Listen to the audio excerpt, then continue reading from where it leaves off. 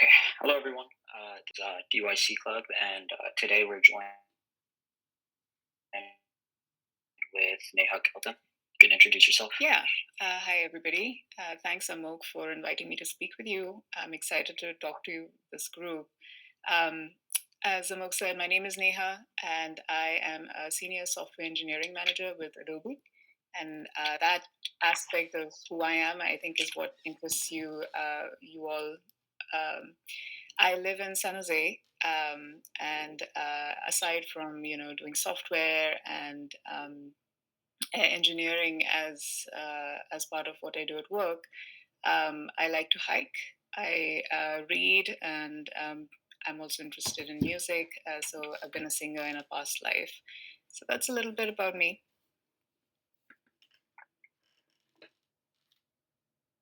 Great. Thank you so much. Let's keep going with this presentation.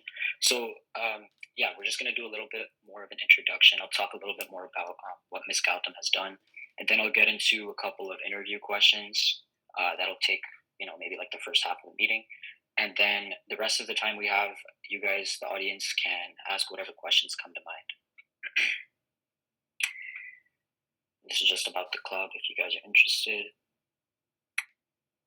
So this is Miss Gautam. She has over 15 years of experience in software.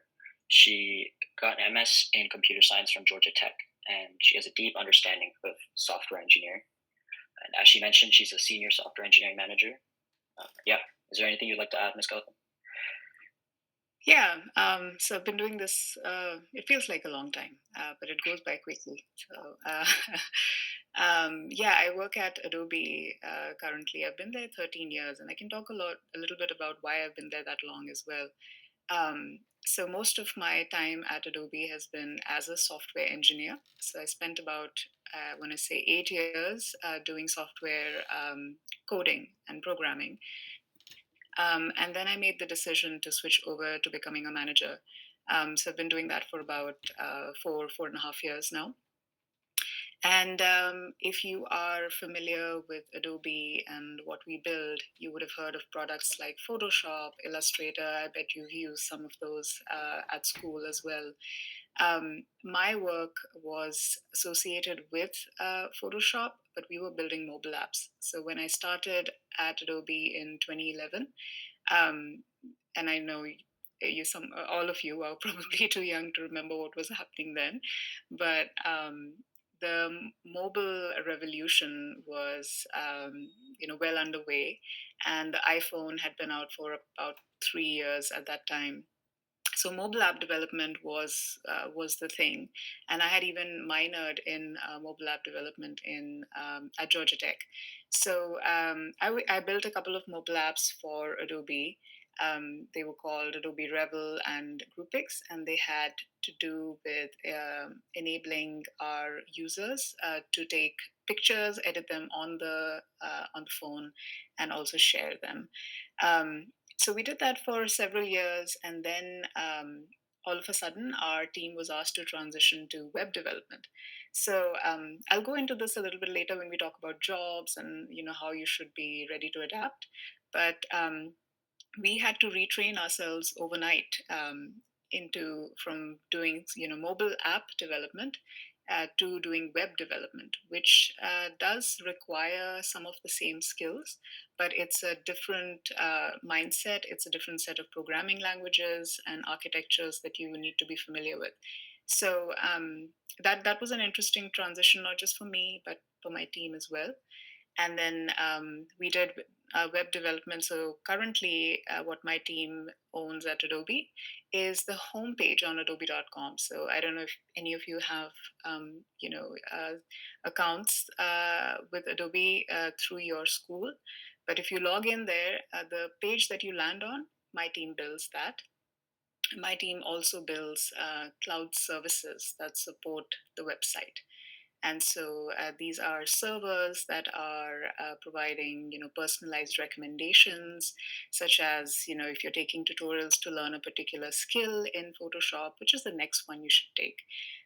Those kinds of APIs and information is available through the servers that my team builds. And I'll end it there, Amog. If you guys have any questions, let me know. Great, thanks. And just to let you guys know, we're gonna save all the audience Q and A's for later after the interview is done. So yeah, we'll just get started with that. Okay, so the first question: what is software engineering, and how has it evolved over the years? Yeah. If you want to move over to the next slide, I'll talk through it. Yeah. So let me ask you this, and maybe Amog, you can answer for the group. When you think of software engineering, what comes to mind for you? I think many people would agree, like they would think about coding and lots of debugging and things like that. Great. Yeah. I think that that is certainly the kernel of it, or the core of it.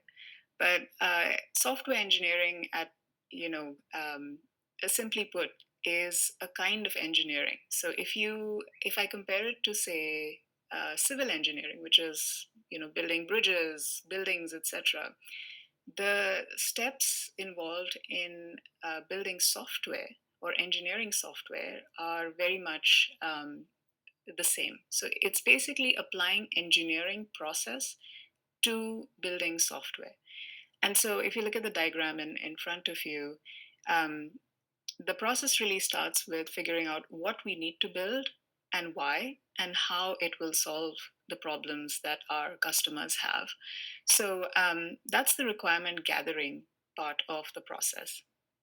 And this is where you know roles like product managers, and you'll see those roles in the questions ahead. um, Product managers are interviewing customers and figuring out, why do we need to build software? Will it solve the problem that this group of users is looking to be solved? And what are the features that this software needs to be successful in its aim? The next phase is user interface design. This is where, let's say, we decide to solve this problem by building an app for it, a mobile app. What should it look like? What are the buttons it needs to have? What are the workflows it needs to support? So the UI look and feel and interactions that are going to be available to the user, that's this part of the process. So that's the user interface design. So now we know why we need to build something, and what features it needs to have, and what it needs to look like. So this is where the second design phase comes in, and I think this may be something that is not something you experience very much in school, because or you do it, but it's a very shortened phase where you're designing a solution, or you're designing a system that can achieve what these features have laid out. So system design is basically, think of it like pulling together the Lego blocks that you need to build the final vision that has been put together so far. So you're designing the architecture of this mobile app. And it may not just be the app itself, right? There may be a server involved. There may be things to think through, like, does this need to be an iOS app? Does this need to be an Android app? How are the two different? What are the things that we need to keep in mind for global customers? Do we need to make this app available in multiple languages, and so on? So that's the system design aspect, where you come up with the architecture, and then you come to the implementation phase. So implementation is where you write the code, and so you're taking all the information that's been gathered so far, the designs, the requirements, and you are problem solving. So when you think of software engineering, if you pull aside the computer science aspect of it, and all the specific knowledge of programming languages, etc., what it is at the core of it is problem solving. And that, I would say, is the most essential skill that you should look to build if you want to enter into a career into software, um, in software, because you'll be problem solving not just with respect to code, but with every aspect of this cyclical process that you see in front of you. Okay, so now you've written the code. Um, what do you do next? You've got to test it, of course, because as much as we would like to believe no one writes perfect code, being a software engineer myself, I've had that delusion. But no one writes bug-free code. So there's always bugs to be found. And so the next phase is testing, where the code that's been written, the system that's been built, it goes through testing to reveal bugs. And then there is a little bit of a cycle here as well. So testing and implementation can go on for several rounds, right? Until all the bugs, all the major bugs are found and fixed. The next phase is, of course, getting this out to customers, and then making sure that we maintain the software, which is fixing any bugs that come up after we have released it to customers. And this is often the case. While testing can reveal a lot of issues, sometimes it's only when the rubber meets the road that we find other issues that we could not anticipate, and we need to then fix those, and then the process begins again. So any software, some softwares continue to do this for years and years. Photoshop is 30 plus years running, so, and it releases a new version every year, and now actually several times a year. So this process repeats itself over and over and over as you engineer software. And to the left, I just added some icons to indicate that this process and what software engineering exactly is can vary depending on what you are building the software for. For example, if I'm building firmware for your Wi Fi router, this process might look slightly different, right? There may not be a big user interface design aspect, but there might be a bigger system design aspect. Similarly, if I'm writing software that's going to run in a car, for example, it's going to be a slightly different process that's followed. But roughly, this is what software engineering is. So yeah, let's talk about the evolution. So stop me if you all are already familiar with some of this, but I thought it would be interesting. Um, Software engineering and computer science as a discipline didn't really exist until, I want to say, sometime in the late 1970s, early 80s.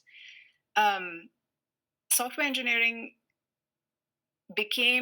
started to become really important and started to have impact beginning in the 50s and 60s. But the way the development was done was more ad hoc. There weren't processes, there weren't you couldn't just go to a school or a college and say, hey, I want to learn how to do software engineering, because there was no one that recognized that discipline, and it hadn't developed and evolved such.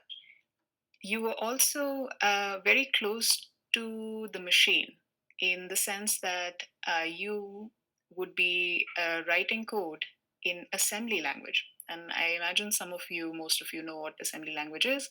It's basically machine language. It's the language that a computer processor or a CPU understands. So you're writing low level instructions as code, and they were fed through punch cards, which made the entire process quite cumbersome and slow. But that's how software engineering began in the 50s and 60s. And it's in the 60s, of course, it had a big role to play in the Apollo space missions, as all of you would know. Um, Quick question: does anyone recognize the lady in the picture? Trivia question for you guys. No one? Okay. All right. Well, she's Margaret Hamilton, and she coined the term software engineering. She was one of the engineers who wrote the on flight code for the Apollo space missions. And if you've never seen that picture before, that stack that she's standing next to was all the code that she wrote for the missions. And I always get a tickle from this one. It's just amazing to me. how they achieved what they did in that time. Anyway, in the 70s, we started seeing higher level languages like C and I think it was Smalltalk that were developed, which then led to an easier workflow of writing code where you could program in higher level languages and you didn't have to write assembly language. Through the 1980s, object oriented programming was introduced. And if you've taken a programming lesson, this must be one of the first things that you were taught.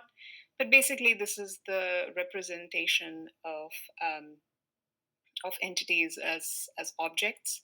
And C++ came up around this time, and this is also when a lot of schools and colleges started introducing computer science as a major that you could take. Coming to the 90s, and again, I know most of you weren't around in the 90s, but the internet spread, sort of its impact through the world. There was also a lot of thought given to how we did software engineering. So the concept of agile development was given birth to, and it has defined really even now. It is the definitive process for building software. And as you get into this, you learn more about what agile development is, but the internet was really the main theme, and it had huge impact across every industry imaginable. So if you move forward to the 2010s, as I mentioned earlier, mobile development, development on mobile devices like iPods, iPhones, etc., um, took off, as well as the notion of cloud computing, where you had servers that weren't necessarily running in your space or your home. Instead, you were leasing a cloud server space with providers like Amazon, AWS, etc. And you're all very aware, I'm sure, of the current phenomenon and the inflection point that's affecting software engineering today, which is AI and machine learning. So that's been the latest disruptive development in software engineering, and that's where we are today. Great. I'll move on now. So, Okay. what are the different types of jobs available in the software engineering industry, and what should one do to prepare themselves for these jobs? Great. Yeah, I'm glad you asked this one. And if you want to move on to the next slide, I'll talk through it. Awesome. So, as I was explaining the process, I think I mentioned the term product manager. So, I'll start there. Um, a product manager is the person who owns the vision for the product. And the product may be a piece of software, it could be software and hardware. It depends. However, in our case, as we're talking about software engineering, it is a software product. And so they are responsible for figuring out the problem space or the business opportunity. And a good product, something that is successful, will usually do a bit of both, right? It's solving a real customer problem, and there is a market opportunity, so that if this is not a non-profit and it needs, this company needs to make money, there is a business opportunity there as well. So product managers have a set of skills related to business. So for doing this role, and we'll talk about what majors you should look at, but product managers walk the line between technical thinking, uh, user need analysis, as well as understanding the business deeply, which means doing market analysis, understanding your competitors and what they offer, and doing feature comparisons to see where you can be, or this company can be, the differentiator, and how it can have an edge over the competition. But the primary job the product manager does is come up with the requirements for the product. Okay. Next up is the UX designer. So this role and this person has the job of figuring out, once you've seen the requirements from the product manager, how does that translate into a user interface for the user? So again, as I described earlier, what are the workflows that the user will go through? What should be the look and feel of this software application, say, that we're developing? And often there is a notion of understanding uh, human computer interaction patterns and knowing what makes software and good interaction patterns. So the output that a UX designer produces are designs and prototypes.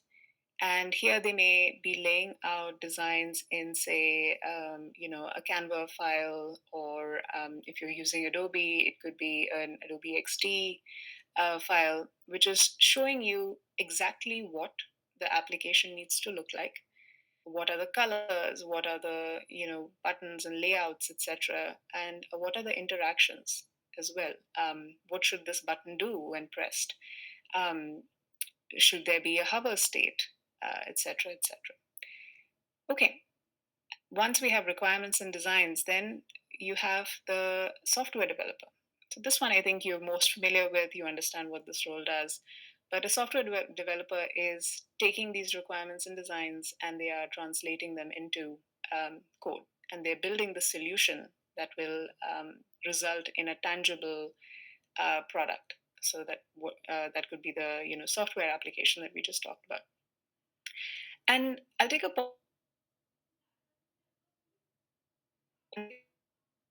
Subcategories. For example, in the software developer cluster of jobs, there is something known as a software architect, right? And this role is slightly different. This person is thinking more about the system design. They may not be writing code on a daily basis, but they are designing the architecture and the system. Similarly, in the UX designer cluster of jobs, there may be somebody who is a little more technical, and they may develop actual functional prototypes, which are then tested with users. And so I haven't mentioned all the roles that one encounters in software engineering, because there's a gazillion of them, and sometimes these roles sort of cross responsibility boundaries as well. So as I mentioned, user testing is a part of this as well. So one of the roles in the design manager cluster of jobs could be a user researcher. And this is a person who interviews users, has them try out the prototype that's been built, and gets feedback so that there can be refinement of requirements.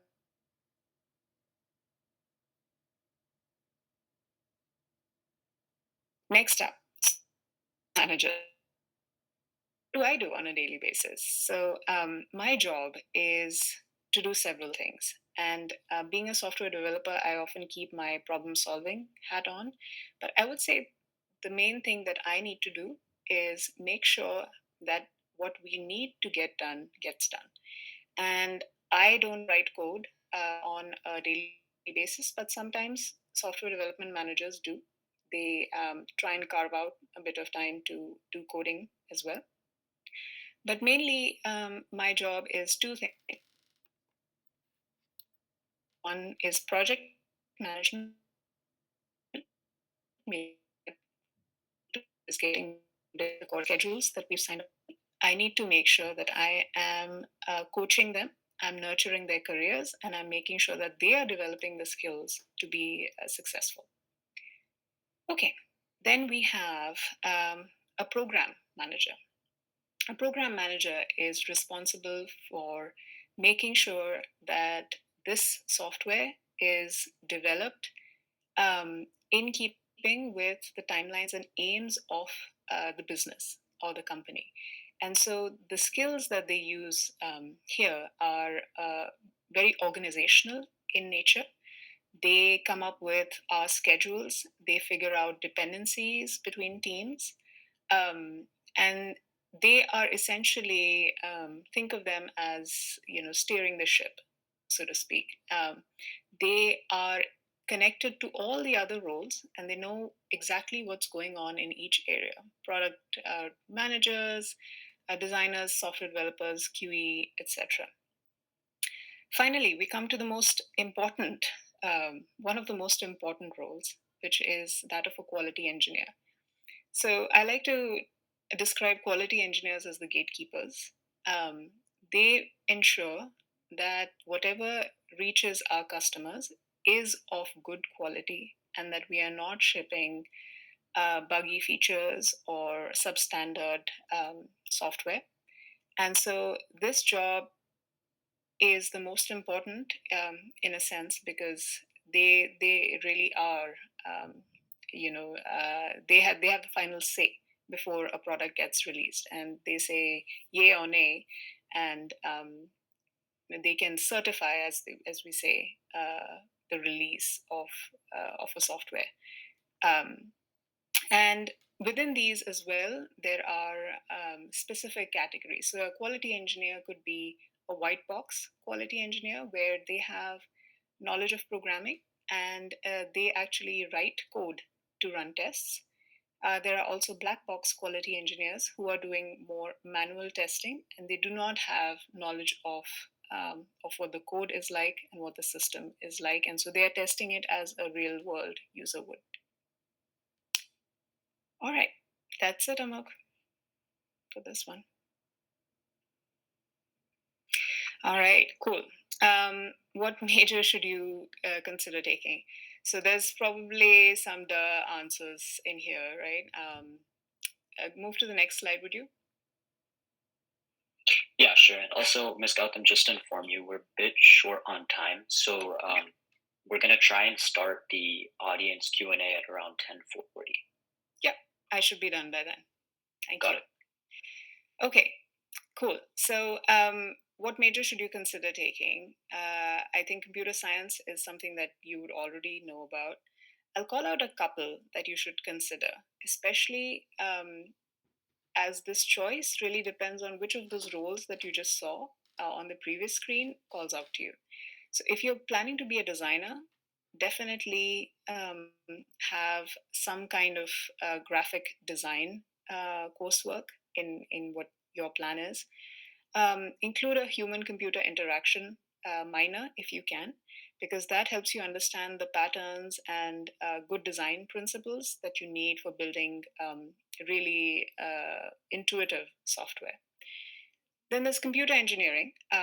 Computer engineering is a balance between hardware and software. So if both interest you, you should look into computer engineering. Then, of course, there's data science, there's mathematics, AI, ML.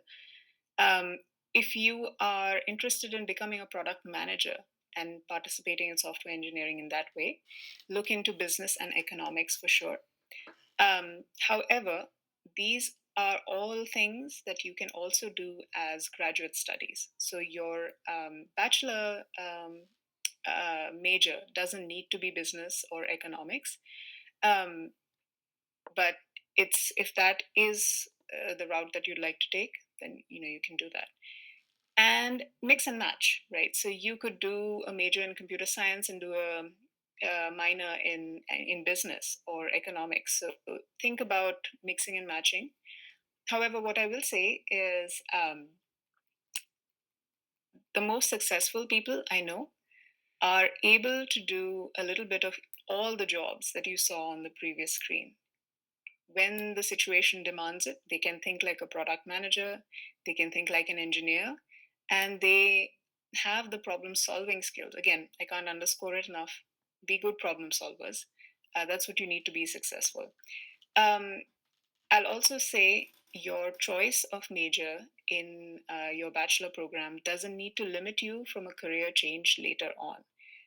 I know people who've taken applied physics, political science, and even literature as their majors in their bachelor programs, and have later gone on to become excellent software engineers. So don't let that limit you. Okay, we can move on, Amok. Sure. How important and impactful is software engineering to the rest of the world? Okay, let's move on to the next slide, and I'll talk a little bit about this. I think you all should know this already. If you don't, to me, the impact of software and software engineering is both pervasive and profound. It's everywhere. Software impacts nearly everything we do.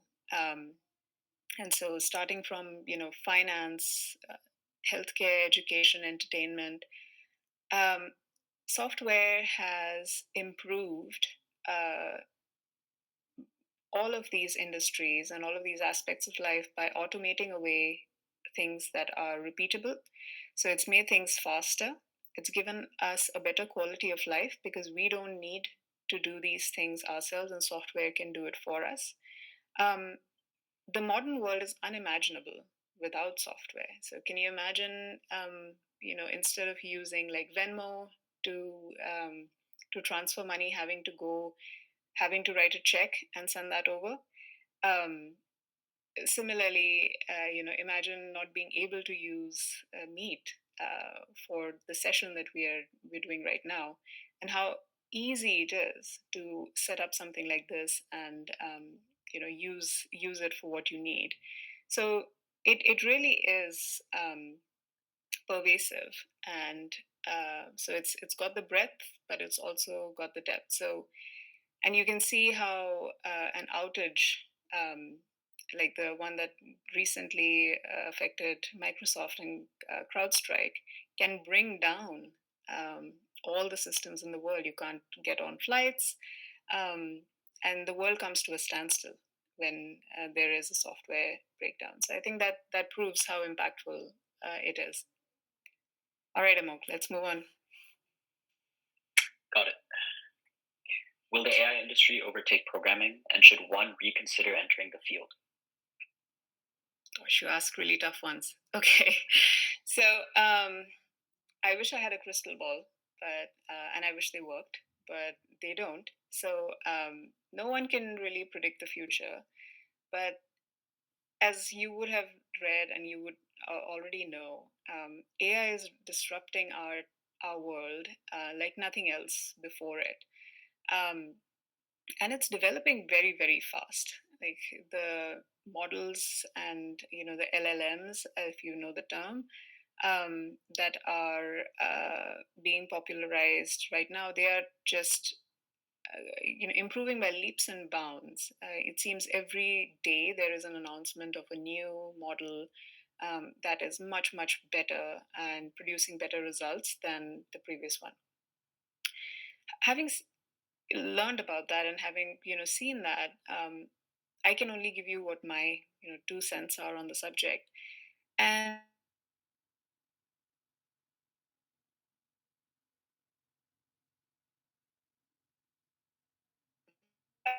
that AI repetitive and that are already automatable. So things like data entry, um, and content production. In a sense, we are seeing that definitely change in our industry. So I am workers because software engineering ultimately has a very human aspect to it. You are writing softwares to solve human problems and to understand and anticipate human needs.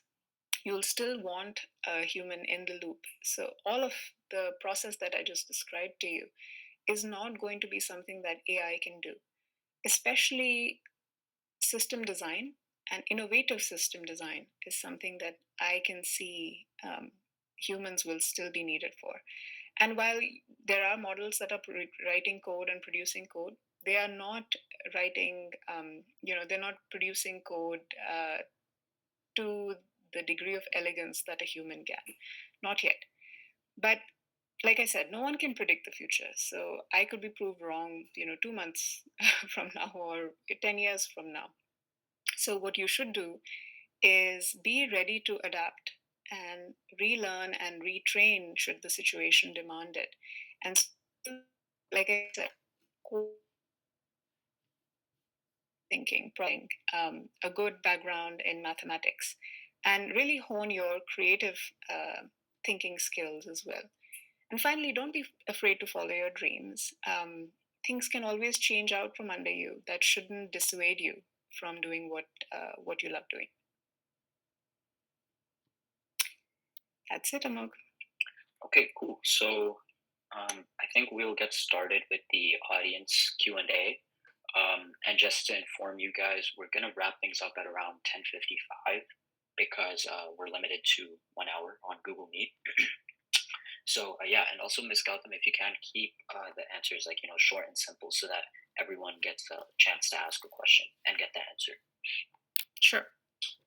Cool. So if anyone has a question, yes, just raise your hand and I'll call on you, and then we could just move on. So Kanj, you can ask your question. Yeah, I had a question. So for the people who actually write the code, like you mentioned, are there like the people who write it and then the people who test it, or is that all just one job? That's a great question. It depends. Traditionally, it's been two separate jobs. And if anyone were to ask me, I think it should still be separate jobs, because if you write the code, you already have a sense of how you think the problem should be solved. And, there's a certain blindness that can come in. There's, of course, some built-in trust of your of the work that you've done. So traditionally, it is two separate jobs. However, there is a notion in the industry called unified engineering, where these jobs are merging. So you could be a developer who writes code for a feature, but then you are the tester for another. So in that way, you are still separating the developer and the tester on a feature, but yeah, they can merge in certain companies and setups. So great question. Okay, thank you. Of course. Yes, Rishi, go ahead. What are some different languages you've used as a software engineer? Yeah. So the very first one that I learned in school was BASIC, followed by Pascal, C++, Java. As a software engineer, though, I have used Java, Objective-C, JavaScript most recently. Okay, thank you. Thank you. Yeah. Okay, cool. Nilesh, your question? Yeah, so I've talked to a lot of people, and even people who like work in software engineering jobs, and a lot of them said that like with AI, like their like productivity has like increased like tenfold, and there's not a lot of, I mean, it's not like software engineers aren't needed anymore, but like it can severely like reduce the amount of people like needed to like develop these things. So do you think like there's going to be like still a demand for software engineers in the future? Yeah, you were breaking up a little bit, Nilesh, but I think I got question. It's true. I have read studies. I've even seen it in my team. There is certainly an increase in productivity from using AI-enabled tools like GitHub Copilot. I don't know if you've heard of that. That can give you code suggestions, snippet suggestions that some of our team is using, and so it is certainly a productivity enabler. However, what I've also read is that these tools are able to make suggestions for simple snippets of code. So when it comes to complex problem solving, I think you still need a human software engineer. And so you have a good question about whether the demand for software engineers is going to go down in the future. I would say the demand for software engineering, where the problem solving is simple, may go down. But when it comes to complex problem solving, you will still need capable engineers. So I would say to prepare yourself, look for those jobs that are solving complex, unlikely, automated away with AI anytime soon. So just a quick follow up. So like, do you think that can you hear me? We can hear you. Yeah. So I was just like wondering, like, do jobs that involve like stuff like Azure and AWS, like, are those jobs that will continue to grow or like be like relatively unaffected by AI? Because like it's not something that, it's something that requires more like human attention. Yeah, I would think so. And that's a great question to ask me because my team does build cloud services. And there is a lot of, other than just writing the code that you deploy on a cloud server, there's also figuring out what kind of server you need, what is the global structure, what is the performance, reliability, etc. And all of that requires a human aspect. So yeah, I'd agree with that. Thank you. Of course. Cool. Aditya, you can ask your question. Um, okay, hi. So you were mentioning obviously a computer science degree or a computer engineering degree is like necessary to get a job. But since these days everyone it seems is trying to get a computer science degree or trying to enter this field, so Mhm. obviously the competition will be a lot. So how important are like other aspects in order to get a job, like internships or like knowing people in the field? Great question. And I'll just edit, what you said. I wouldn't say a computer science degree is necessary. I've hired people, I've seen people hired who do not have computer science degrees, but it certainly helps your case. It gives you a foundation, and it's one of those things that someone who's hiring like me can just check off. Like, okay, Aditya has a CS degree. Great, he's got the basics down. In terms of other skills that can help you distinguish yourself from the herd, um, communication is one. Our job involves a lot of communication. Even as a software engineer, you are not sitting and writing code by yourself, and that's not all that you do. You need to be able to communicate what you're designing, what you're building. And so, clarity in being able to explain complex topics is something that can really distinguish you from the herd. Um, you mentioned internships. That's really important. If I have to choose between a resume that is somebody who's fresh out of school with no internships, um, against somebody who has interned at, say, even two or three companies, has uh, even if you don't have internships, if you have some hobby projects that show that you're interested and passionate about this field, that makes a huge difference. So that's great. Knowing people, well, that's an interesting question. I would say knowing people helps regardless of what problem you're trying to solve, whether you're trying to get something done in the government, or you're trying to get a job elsewhere. Um, it probably helps to know somebody, but I wouldn't say you should focus on that. Try and make your individual application, your profile as strong as you can, so that you just you are one of the strong contenders for a job whenever you apply. But definitely keep that communication aspect in mind, because I've seen a lot of people who are very smart engineers and very bright, have a cap to their growth because of lack of communication skills. I highly doubt any of you lack great communication skills, but keep that in mind. Okay, thank you. Great. Abhijit, do you want to ask your question? Yeah, so one question is like, what are your opinions on a major in cybersecurity? Because I know like AI is kind of like invading privacies and stuff. So I'm just like asking. Mhm.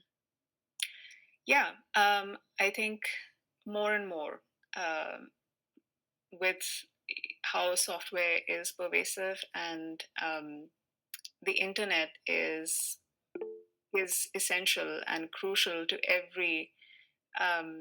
almost every industry out there. I think cybersecurity is a great area to focus on if that is what interests you.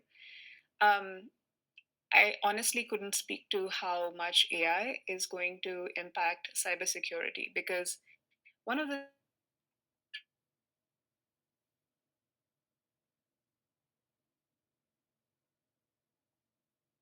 there are things like anomaly detection or attack detection. I think a lot of it is being done through machine learning and AI already.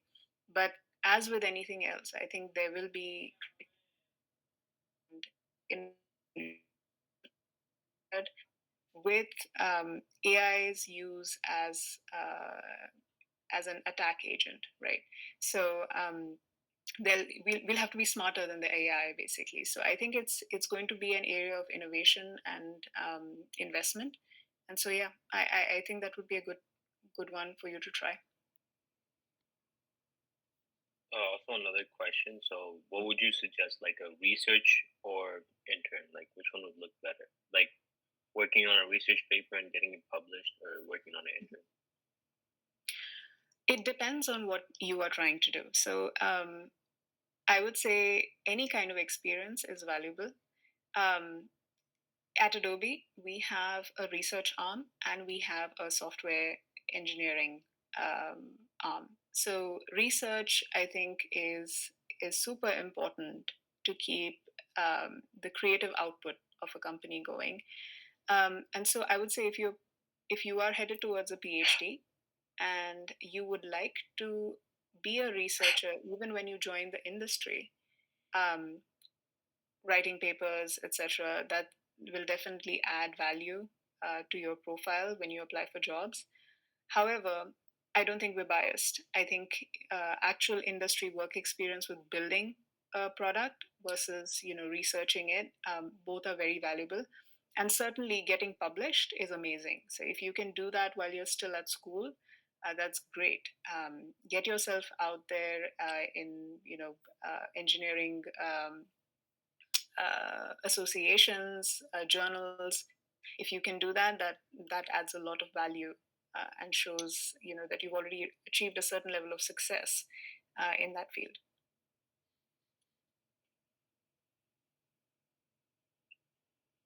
Okay, cool. And actually, I have a question myself. Sure. What are some common obstacles that software engineering or people aspiring to become software engineers face? Yeah.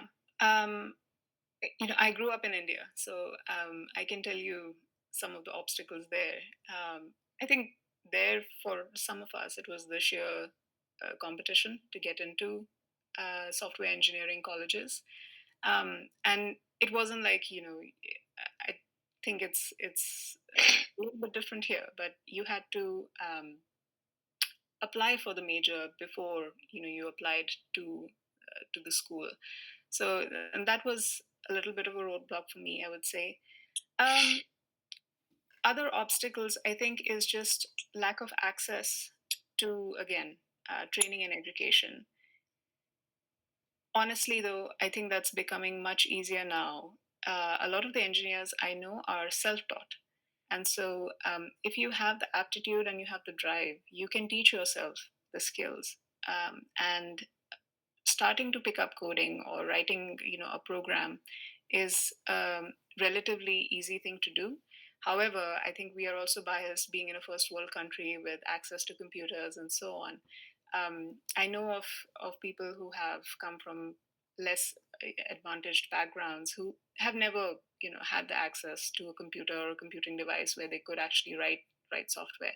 So that would be one. I think with the, and I'm sure this is on the top of your minds as well, with our economic ups and downs and recent news of layoffs, I think right now it is a tough job market. I'm not going to deny it.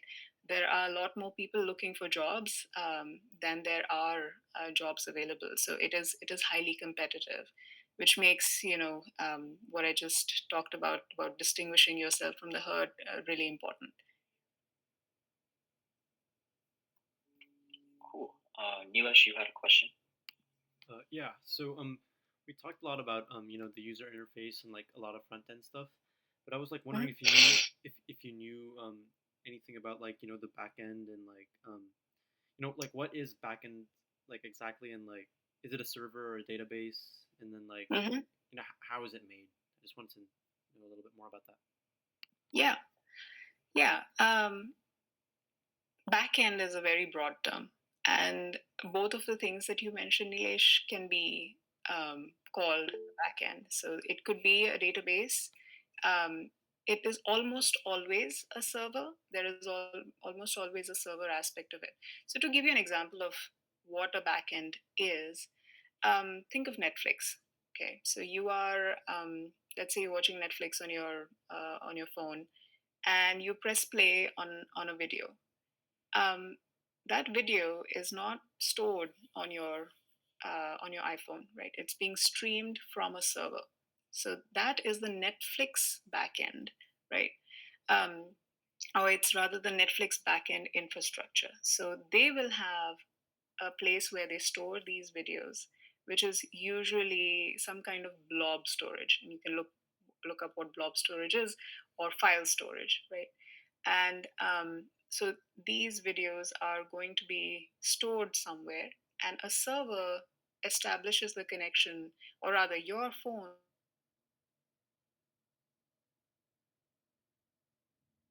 to video over to your device. Okay, so how is the backend set up? Previously, before cloud computing, people would buy actual servers and connect them to the net themselves and build what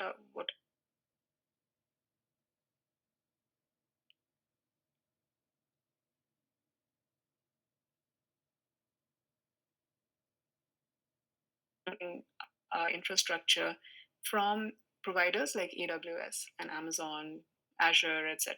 Right. So, in the case of Netflix, I would imagine it's built on AWS infrastructure. I could be wrong. It could be Azure. They could have their own. But the servers are deployed on some kind of massive server infrastructure somewhere. And so that backend is providing the video that you're about to see. It's serving that and streaming that, it's sending that over to your device. And there is constant communication between a client being your iPhone, and the server in a client server architecture. And you'll learn more about that as you take software classes. Um, and so a backend can be many things. It could be a database, it could be something that does some processing for you, and returns the output. But yeah, does that help you at all? Yeah, yeah, definitely. I think I understand it a lot better now. So, at first I was like thinking that a backend was either like a server or a database, but I guess in a way it's kind of both, and Okay. how everything works together. So yeah, thank you so much.